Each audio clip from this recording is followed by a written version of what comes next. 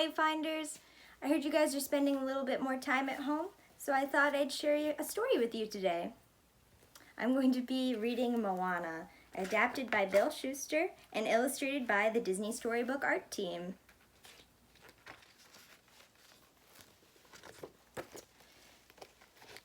In the beginning, there was nothing but ocean. Then the mother island, Te Fiti, emerged. From her heart, all life was created. One of the new islands was called Motunui. Protected from the ocean waves by a barrier reef, the island was a paradise for its people. And all those who called Motunui home were bound together by traditions and legends. One of the most famous legends told of Maui, a shape-shifting demigod with a magical fish hook.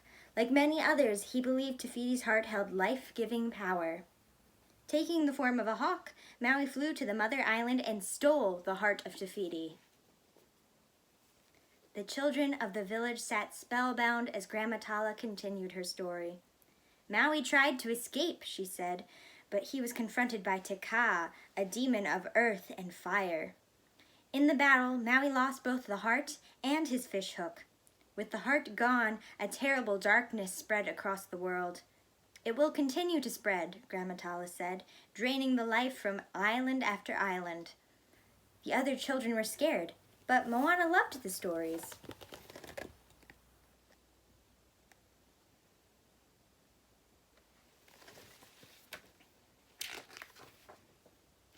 As the other children wailed, little Moana wandered to the ocean shore. She saw a baby turtle in trouble, so she helped it to the water. As the turtle swam away, Moana saw a pretty shell. She picked it up, and the ocean backed away to reveal more shells.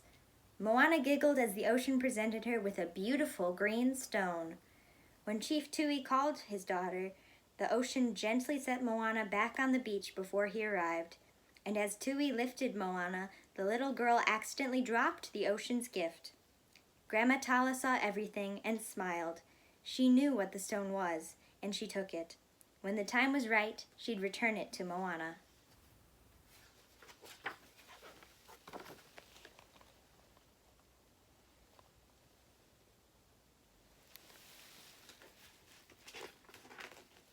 As Moana grew, so did her love for Motunui and its people, as well as her connection to the ocean. Chief Tui made sure his daughter understood and appreciated all the wonderful things about the village. Inside their protected bay, the people were safe and had everything they needed. Tui told Moana she would find happiness right where she was. She would make a wonderful chief when she was older. When Moana turned 16, Chief Tui took her to the island's highest peak. That was where every chief who had come before had placed a stone. Like I did, like my dad did, and his dad before him, Tui told Moana. When you are ready, you will add your stone to this mountain and raise our island higher. It's time to be who the people need you to be.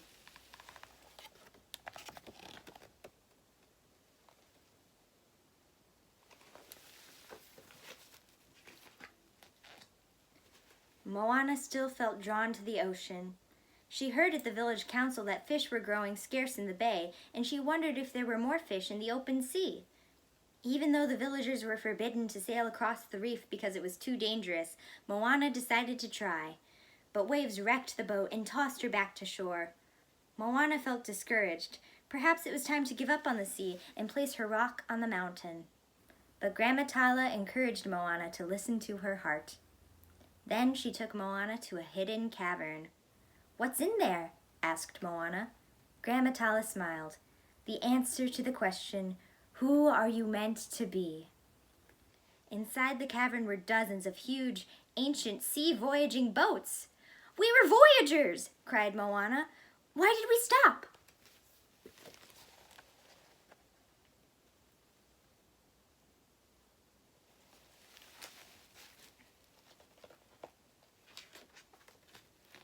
"Maui is to blame," explained Grandma Tala. "After he stole the heart, darkness fell and monsters prowled the ocean. To protect the people, ancient chiefs forbade voyaging. The darkness has continued to spread," said Grandma, pointing to blackened trees around them, "chasing our fish and draining the life from island after island." She looked at Moana. "But one day, Someone will deliver Maui across the ocean to restore the heart. Then she gave Moana the stone she'd been keeping safe, the heart of Te Fiti. The ocean chose you. Soon afterwards, Grandma Tala became very ill. She pressed her necklace into Moana's hand. It would hold the heart of Te Fiti while Moana traveled. Quickly, Moana chose a canoe from the cavern and set off.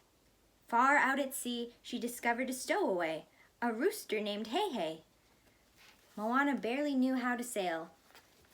Then a storm hit.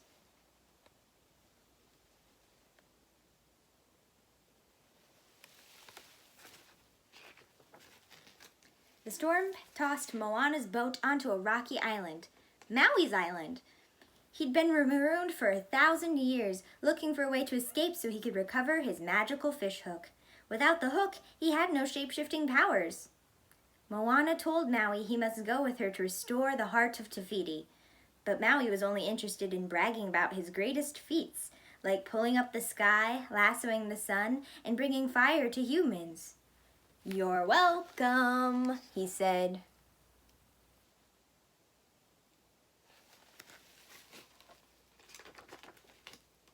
Maui took Moana's boat and left her behind. "Enjoy the island," he shouted. Moana swam after Maui, but he was too far ahead. Suddenly, the ocean lifted Moana up and set her on the boat. Maui was speechless. Moana held up the heart. "I am Moana of Motunui," she said bravely. "You will journey to Te Fiti and restore the heart." Maui backed away. "That's not a heart, it's a curse."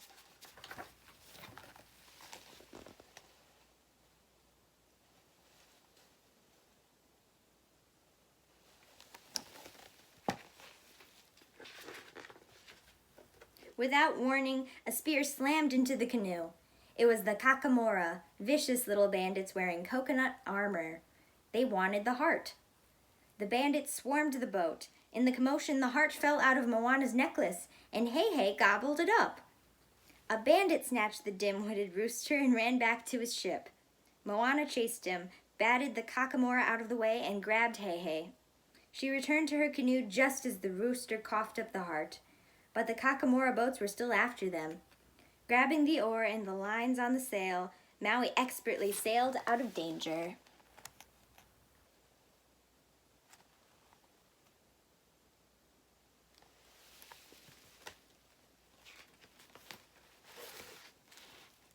After defeating the Kakamora, Moana couldn't wait to battle Te Ka and restore the heart, but Maui just wanted his fish hook back. Moana had an idea. "We get your hook, then save the world. Deal?" Maui hesitated, but Moana pointed out that he'd be a hero if he restored the heart. "Deal," he said at last. Moana asked Maui to teach her how to sail. "You'll never be a wayfinder," he scoffed. The ocean didn't like the sound of that. It picked up one of the Kakamora blow darts and jabbed Maui. Maui collapsed, temporarily paralyzed except for his head. "Really?" he asked the ocean. "If you can talk, you can teach," said Moana with a laugh. Maui finally agreed, but only because he had to. Maui knew that Tamatoa, a monstrous crab who loved collecting shiny things, had his hook. But Tamatoa's lair was under the ocean in Lalotai, the dreaded realm of monsters. There was only one way into the mysterious world. Scale a 1,000-foot cliff and jump down a chute all the way through the ocean.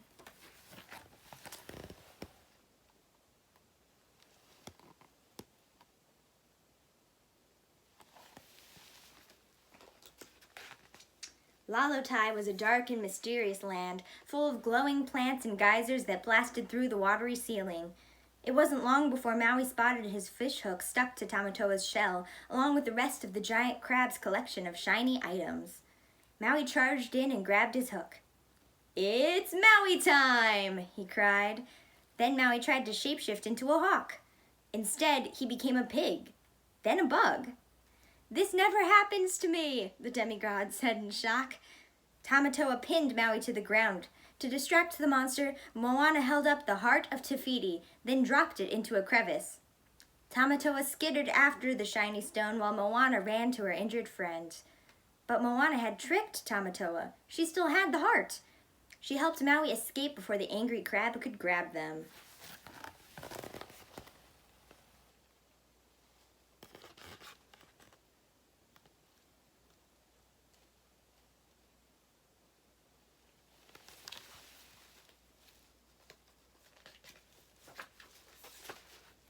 Moana guided Maui onto a geyser hole.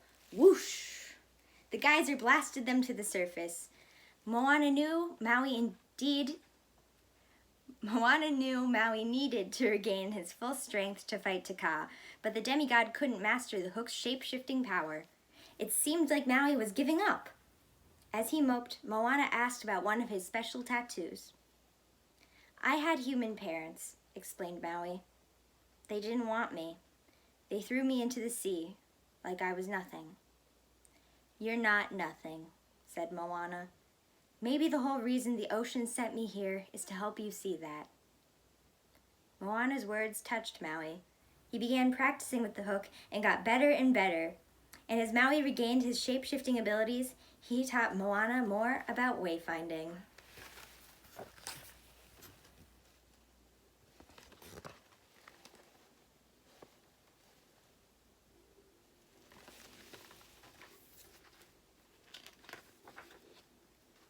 At last, Maui felt ready.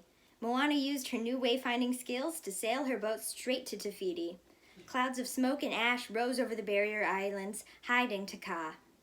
Moana gave Maui the heart and smiled. "Go save the world," she said. Maui turned into a hawk and flew off to restore the heart. But suddenly, Te Kā, the lava monster, burst through the clouds and knocked Maui out of the sky. "No!" screamed Moana. Quickly, she sailed in and pulled Maui from the water.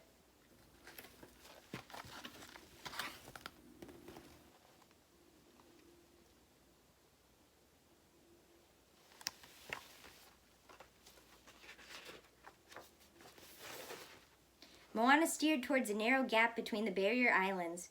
She was heading back into battle. "We won't make it," said Maui. "Turn around." Just then, Te Kā brought down a fist to destroy the boat. Maui blocked it with his hook. The shock wave blasted Moana and Maui far out into the ocean. The boat was in shambles, and Maui's fish hook was cracked. "We can fix it," Moana told him. "It was made by the gods. You can't fix it." Maui refused to go back. "Without my hook, I'm nothing," he said. He was afraid another fight with Te Kā would shatter his hook completely. Moana pleaded with him to stay. "The ocean chose me," she said. "It chose wrong," Maui replied angrily. Then he shape-shifted into a hawk and flew away.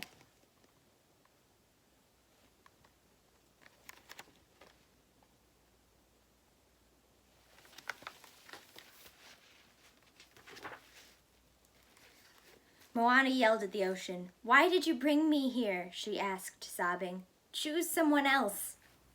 Then she dropped the heart of Te Fiti back into the ocean. Just then, a glowing manta ray swam by. A moment later, the spirit of Grandma Tala appeared on the boat. "I never should have put so much on your shoulders," she said, wiping away Moana's tears. "If you want to go home, I will be with you." But Moana could not make herself turn the boat around. "Listen to the voice inside," Grandma said. "Do you know who you are?" Moana began slowly.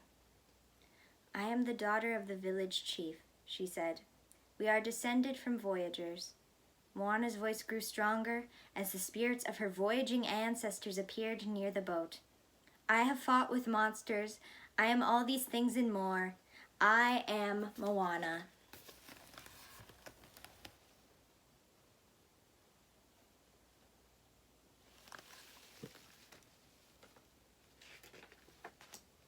Moana dove into the ocean, swimming deeper and deeper in search of the heart. At last she saw it, glowing at the bottom of the sea. Moana kept going until finally she had the heart. When she came back up, Grandma Tala was gone. Moana knew what she had to do. She repaired the boat and sailed back to face Te Kā on her own. She steered towards an opening between the barrier islands, heading for Te Fiti. Moana noticed that Te Kā couldn't move through the water. That meant that if she got past the barrier islands, she'd make it to Te Fiti. But the lava monster brought down a fist again. Moana dodged the blow and turned toward another gap. When Te cut her off, Moana doubled back. It was all part of her plan.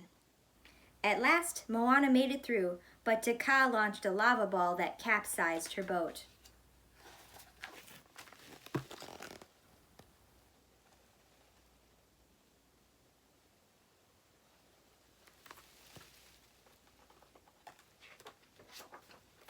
Te hand was poised over Moana, ready to deliver a final blow.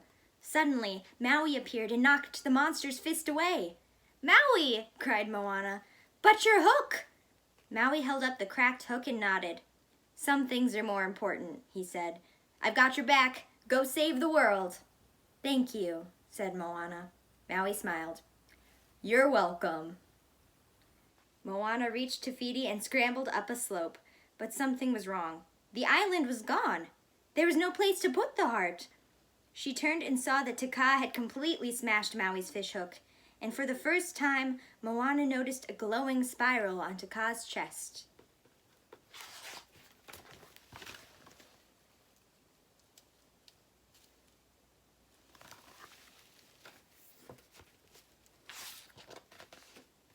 Moana held the heart of Te Fiti over her head and spoke to the ocean. "Let her come to me." The water parted, opening a path that led straight to Te The monster raced towards Moana. Very calmly, Moana began to sing. Her song echoed what Grandma Tala had taught her and what she'd learned about herself. The words seemed to affect Te who slowed down. "I know who you are," Moana whispered. Then she placed the heart in the glowing spiral, and Te Fiti emerged.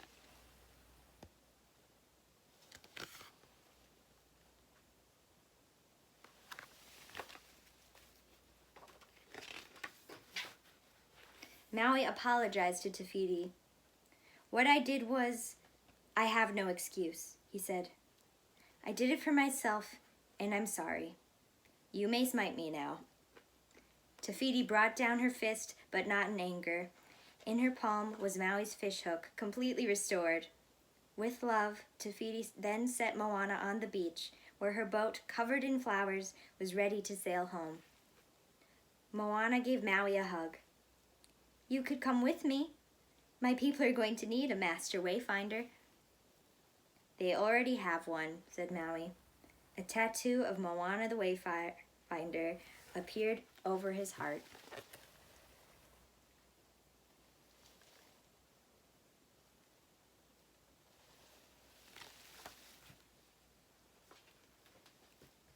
All across the ocean, life returned. The spreading darkness was gone. On Motunui, the land turned green and lush. Fish returned to the bay. The whole village joined Moana's parents at the water's edge to welcome Moana and Hei home. At last, Moana was ready to become a leader and place her stone with those of the other chiefs. But for Moana, it wasn't a stone. It was a conch shell. The islanders were inspired and remembered who they were: voyagers. Together, they repaired the ancient boats and headed into the open ocean for a new era of exploration, led by a master wayfinder. She was Moana.